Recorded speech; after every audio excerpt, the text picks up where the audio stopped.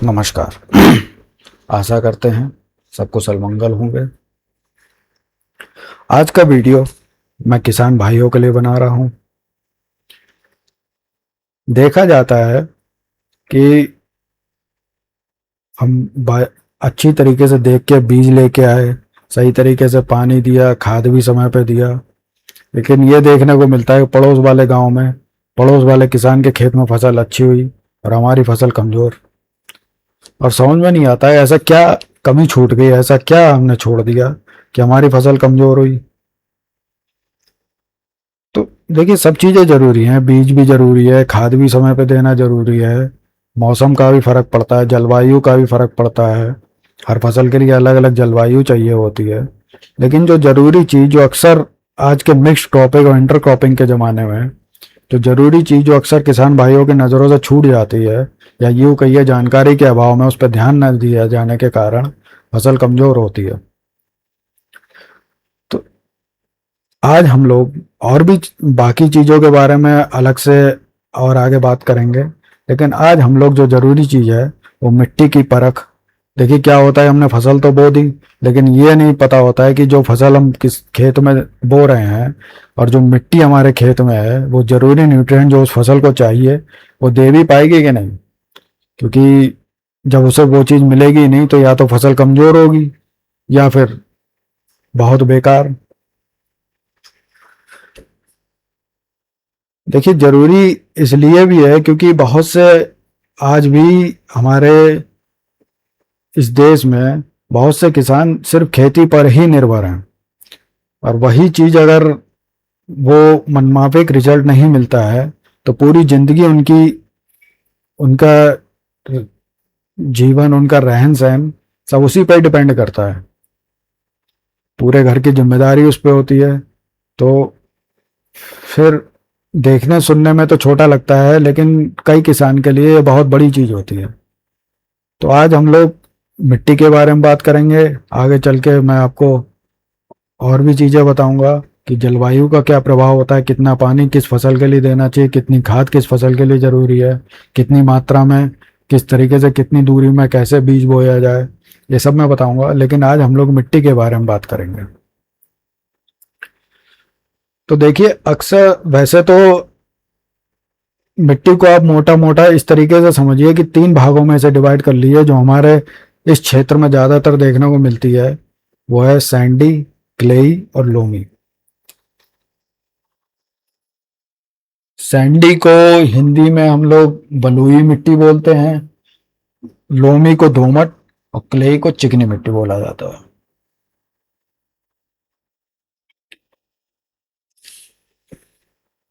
तो सैंडी, अब ये कैसे पता किया जाए कि हमारे खेत में जो मिट्टी है वो कौन सी है। और इसका बहुत बड़ा प्रभाव होता है। जब हम लोग को यही नहीं पता होगा मिट्टी कौन सी है तो हमें यह भी समझ में नहीं आएगा कि इस मिट्टी में कौन सी फसल हमारे लिए कामयाब रहेगी, कौन सी फसल हमें बोनी चाहिए। तो मैं आपको ऐसा तरीका बताऊंगा कि खेत में खड़े खड़े आप मिट्टी को देख के, मिट्टी को समझ के आप पता कर सकते हैं कि ये किस तरीके की मिट्टी है और किस तरीके की फसल हमें इस खेत में बोनी चाहिए। तो सबसे पहले सैंडी मिट्टी के बारे में ही बात कर लेते हैं, बलुई मिट्टी जिसे बोलते हैं। तो एक बहुत ही सिंपल सा तरीका है, आप दो मुट्ठी खेत से मिट्टी को उठा लीजिए और फिर जिस तरीके से लड्डू नहीं बनाए जाते हैं उस तरीके से उस मिट्टी का लड्डू बनाइए। देखिए, सैंडी की वैसे तो देख के अगर आप परखना चाहें तो सबसे बड़ी पहचान होती है कि उसमें पानी जो है बहुत जल्दी सूख जाता है, यानी कि पानी मिट्टी के नीचे बहुत जल्दी चला जाता है, देखने से यह पता चलता है। लेकिन इस तरीके के अगर आप उसका लड्डू बनाएंगे और अगर उसका लड्डू बने ही ना, बहुत मेहनत करी हमने और लड्डू बन ही नहीं पा रहा है, तो वो सैंडी सॉइल है। और दूसरी जो है वो जिसे दोमट बोलते हैं, लोमी सॉइल बोलते हैं, ये सबसे उत्तम तरीके की मानी जाती है। इसमें पानी रुकता भी है, लेकिन इतना नहीं कि कीचड़ बन जाए।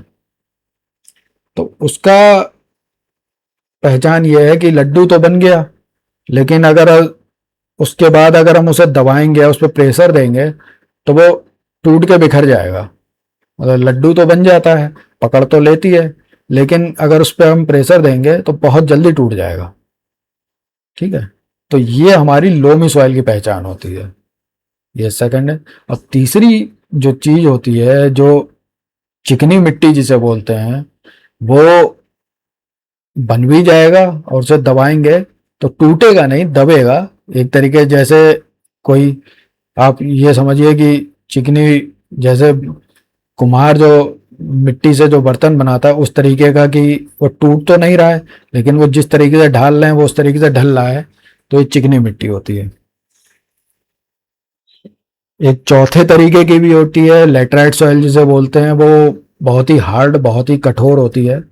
उसके बारे में भी हम लोग चर्चा करेंगे। तो आपने ये जान लिया कि एक बार अगर आप ये जान गए कि किस तरीके की मिट्टी है, तब उससे फसल कैसे डिसाइड की जाए। देखिए, सैंडी जो है, जब आप देख रहे हैं कि उसका पानी जो है वो रुक ही नहीं रहा है, वो नीचे ही पहुंच जाता है, तो जाहिर सी बात है हम ऐसी फसल को बोएं जो जमीन के नीचे कामयाब है।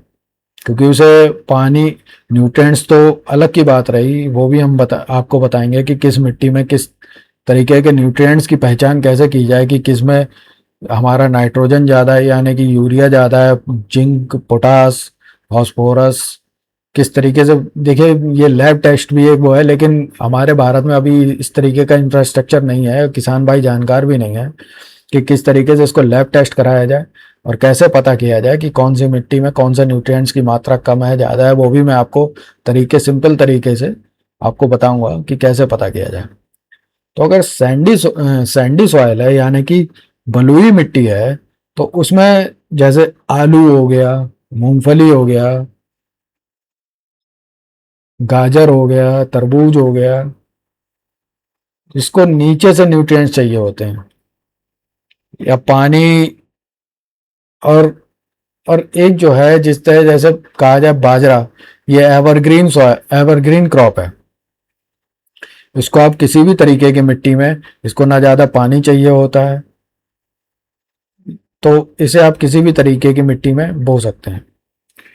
दूसरी बात की जाए अगर लोमी सॉइल की, तो जो अक्सर जो पाई जाती है, जो इसमें आप गेहूं कर सकते हैं, धान कर सकते हैं, गन्ना कर सकते हैं, साउथ में कपास होता है, दलहन की खेती इसमें की जा सकती है, सबसे ज़्यादा मात्रा में पाई जाती है और सबसे उत्तम मानी जाती है। उसके अलावा चिकनी मिट्टी की बात की जाए तो धान गेहूं इसमें हो सकता है, लेकिन उस लेवल की बात की जाए जो दोमट मिट्टी कामयाब है, लोमी सॉइल कामयाब है, उस लेवल पे हमको न्यूट्रिएंट्स और देने की ज़रूरत पड़ जाती है। और अगर, अब मैंने 4 टाइप की सॉइल के बारे में बात की थी, 4th टाइप के सॉइल के बाद जैसे लेटराइट मैंने आपको बताया था, इसे पथरीली लाल मिट्टी कहा जाता है। इसमें देखिए, जो हमारे मोटा अनाज है, जैसे ज्वार, बाजरी, रागी, sorghum, इस तरीके की फसल जो है वो कामयाब रहती, क्योंकि इसमें पानी क्या ही दें जब वो नीचे ही नहीं जा रहा है। तो जिसको पानी कम चाहिए होता है उस तरीके की फसल हम इसमें कर सकते हैं। मूंगफली भी इसमें कामयाब है। तो ये है, आगे चल के मैं आपको हॉर्टिकल्चर और फ्लोरिकल्चर से, और एक और ओलेरी कल्चर, जो बिल्कुल हॉर्टिकल्चर का ही पार्ट है, कि सब्जी किस तरीके, इसमें भी मैं आपको बताऊंगा कि कौन सी मिट्टी में कौन सी सब्जी कामयाब होती है, किस तरीके से करनी चाहिए। जमीन के नीचे वाली भी सब्जियां होती हैं, और किस तरीके से उसका इंफ्रास्ट्रक्चर कैसा, ढांचा कैसे बनाया जाए। क्योंकि जो प्योर प्रॉपर तरीके का जो है वो थोड़ा सा उसमें पैसा ज़्यादा खर्च होता है। तो मैं आपको सादा सिंपल तरीका से बताऊंगा कि किस तरीके से कौन सी फसल का किस तरीके से ढांचा बनाया जाए, क्योंकि एक हॉर्टिकल्चर में एक अलग ही इंफ्रास्ट्रक्चर चाहिए होता है। एक और तरीका है फसल की वो मिट्टी की जांच करने का, कि आप कोई कांच का कोई बर्तन ले लीजिए, कोई जग वगैरह, इस उसमें जो है उसके 1/3 हिस्से में आप मिट्टी को डाल दीजिए और उसके बाद उसमें पानी भर दीजिए। पानी थोड़ा सा ऊपर जगह छोड़ दीजिए। पानी भरने के बाद उसको मतलब हिलाइए 3 4 5 मिनट, कि जिस तरीके से जैसे मिट्टी जो है उस पानी में अच्छी तरीके से डिजॉल्व हो जाए। और फिर हिलाने के बाद उसको शांति से एक जगह पे रख दीजिए। ज़्यादा छेड़िए मत, हिलाइए डुलाइए मत। करीबन 1 2 मिनट या थोड़ा सा और ज़्यादा 4 5 मिनट रुकने के बाद आप देखेंगे कि उसमें जो मिट्टी है उसमें लेयर बनने लगेगी। तो उसमें जो सबसे नीचे जो लेयर बनेगी वो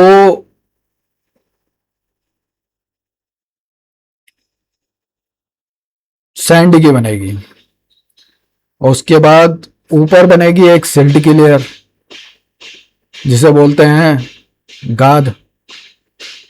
और देखिए इसमें जो क्ले होगा वो नीचे नहीं बैठेगा, उसको बैठने के लिए कम से कम 24 से 36 घंटे चाहिए होते हैं, वो ऊपर ही तैरता रहेगा।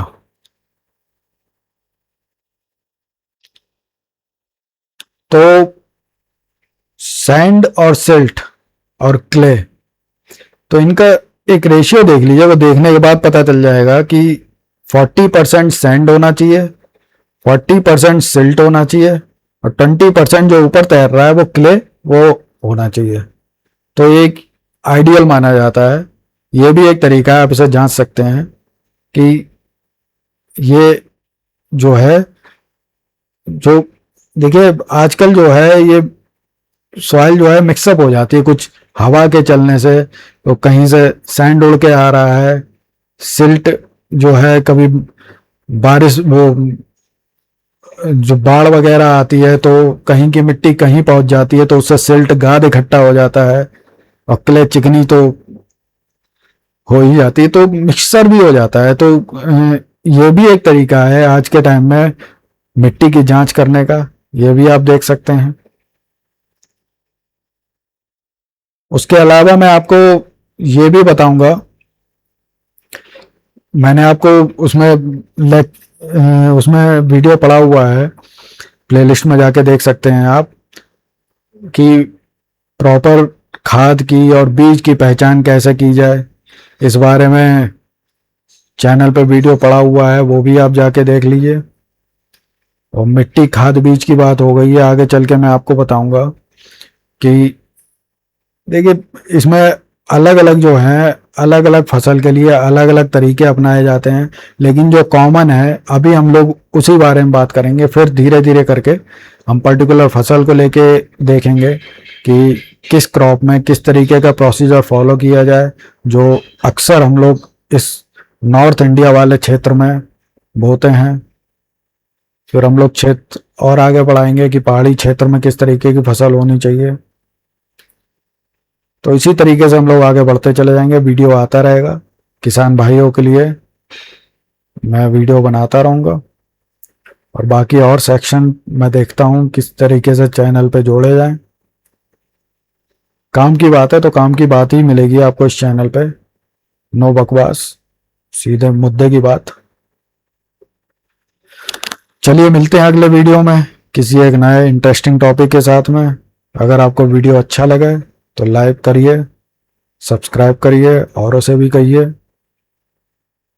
और जो मैंने पिछली बार भी कहा था कि जो वीडियो को बगैर सब्सक्राइब किए देख रहे हैं, मेरा हाथ जोड़ के उनसे विनम्र निवेदन है कि आपका ही चैनल है, इसको सब्सक्राइब करके, और परिवार में ये सब बच्चे बूढ़े जवान सब लोग इसको देख सकते हैं। और मेरी कोशिश ये रहेगी कि हर वीडियो के साथ आपको कुछ ना कुछ एक अलग नॉलेज आपको मिलती रहेगी। आप वीडियो को देखते रहिए, इसी तरीके से प्यार दीजिए। आप लोगों का जुड़ने के लिए बहुत बहुत धन्यवाद। मुलाकात होती है अगले वीडियो में। नमस्कार।